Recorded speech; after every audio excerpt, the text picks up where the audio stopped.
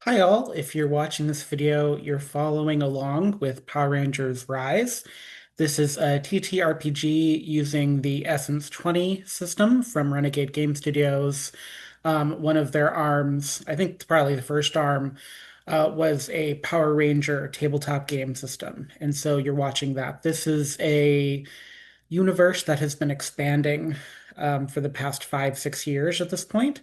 And so there's a podcast, there's a companion show, there's some one shots that you can find through Shadows of Nox. And I'm doing a recap of Power Rangers Rise, which is not affiliated with anything but my own mind and people at the table that like to play and help expand this universe.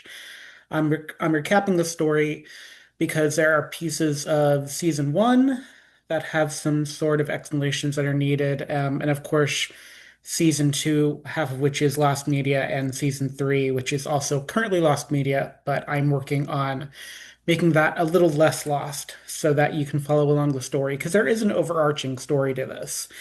And in Power Rangers Rise, though these are the newest Rangers, they don't know yet that they're sort of at the nexus of the storyline of where it fits into my world.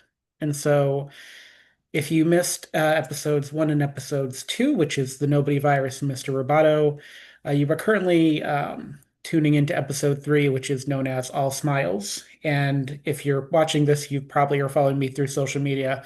So hopefully it's not too difficult to find. Even if you just click on the find the playlist button sort of thing that YouTube probably still has. But the story thus far. This happens the morning after these new Power Rangers have started to arise. At least three of them. Um, so one by one, the Power Rangers wake up and find that there's a mysteriously cooked breakfast happening, um, and a missing vehicle. There is a note from Finn. And now all of these Rangers here found their morphers in these sort of boxes that were metal footlocker style boxes, but a little smaller. And they each sparked a different colored lightning associated with the suit. And inside was like a flip cell phone, which looked rather strange, allowed them to transform into the Spirit Rangers. And Finn had one of those boxes, the green box, in fact. Um, but for better or for worse, Finn has decided to pull a runner, basically, for whatever reason. He's left a note. He hotwired Ophelia's car. And so the Rangers realize they have breakfast and they have Finn's tools that he's left for them, but they are sort of stranded now in St. Honorest, this museum mining town, kind of on the outskirts of Angel Grove. The laptops that Mabe found in the trailer that the Smoke, I call him Smoke, the cowboy robot came from, has started to release some curious results as Mabe has been working through it into the early morning hours. There's a curious kind of double VPN scenario going on. There's at least one laptop that is permanently working and it resets every 10 minutes to restart this project, trying to crack its way into the Angel Grove Wi-Fi network. Mayor Bulkmeyer, who is the youngest mayor in Angel Grove's current history, has put basically all of Angel Grove behind a firewall, both physically, with a presence of either military or like a police thing to keep people from moving in and out of the city freely. The social media has been absent for 2 years in Angel Grove at this point. And in this case, there's also sort of certification process in parallel with all those things to even get access to the Wi-Fi.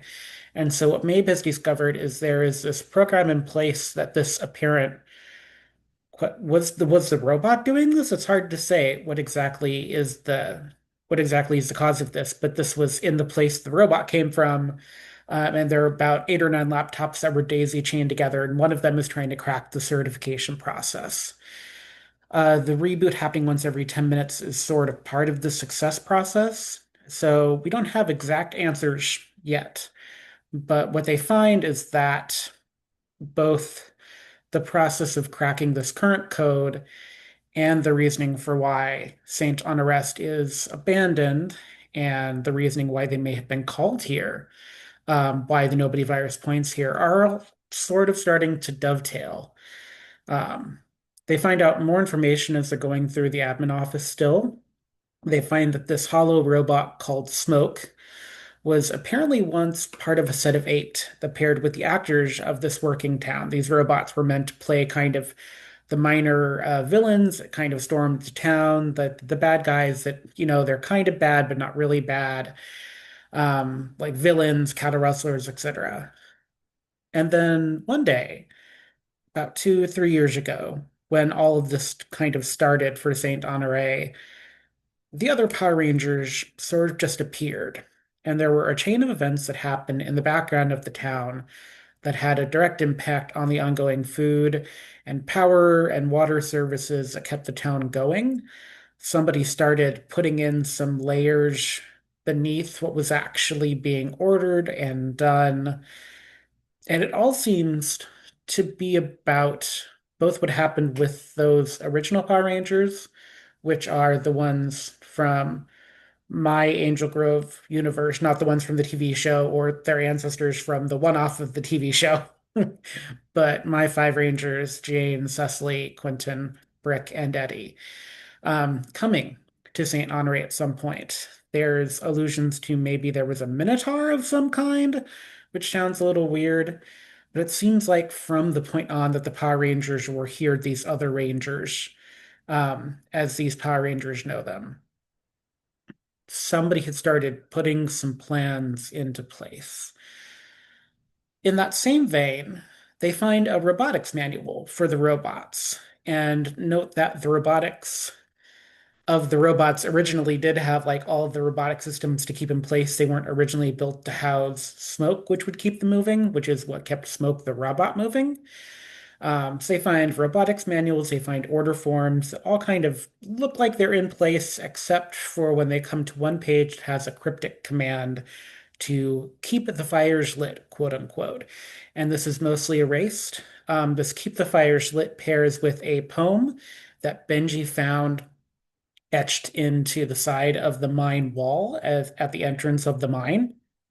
And that poem is about sentinels. That poem is about fighting against darkness.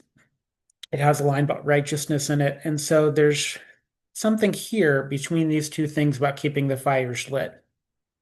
Um, there is a forge in the center of St. Honore that acts as a blacksmithing place.